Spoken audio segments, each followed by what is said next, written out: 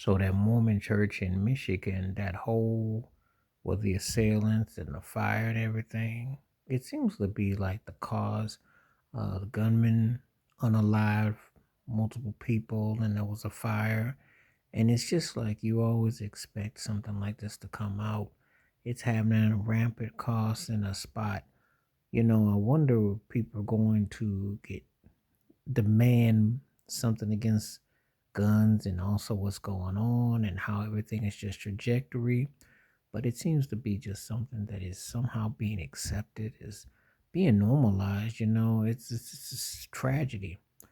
But when you have a president that is basically on some vendetta and delusional and just not acknowledging things that is happening, it's happening right before your eyes. It's a situation where we just have so much that is happening and nobody is talking about it. And it's been going on inevitably for quite a few times.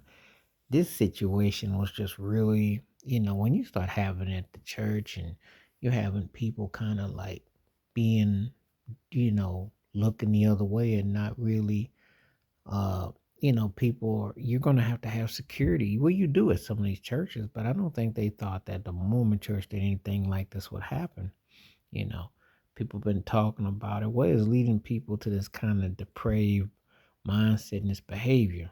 You know, and of course, I'm not gonna lie. I always look to see who is the person behind it because they have you thinking about how they wanna, ISIS and take the people out and this and that and the other. Well, it's always the same people that are behind these situations. It's nothing different, you know.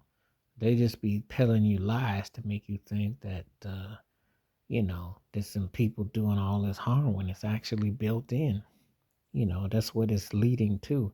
And their ways and their mindsets is really, you know, um, pretty sad. But what we gonna do with this? How we gonna level this up? What we gonna do? So, you just see it all the time, and you get kind of. It's almost making you numb because nothing gets done.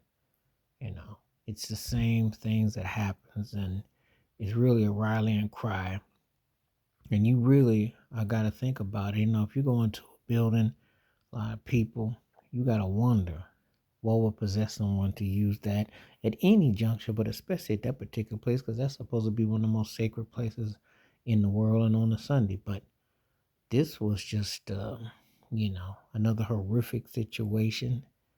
And, you really are just kind of growing by the day that this just keeps happening and this kind of violence and this negativity and what is fostering and what's making it become, routine. So, thoughts and prayers go out to the people of Michigan who lost loved ones and friends and family to this.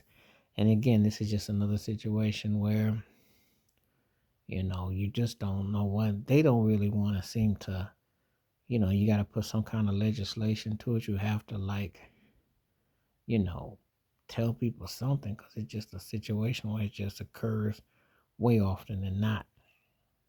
And of course, we're looking to see who the usual suspects are and who's behind it because we know that, there's a denial.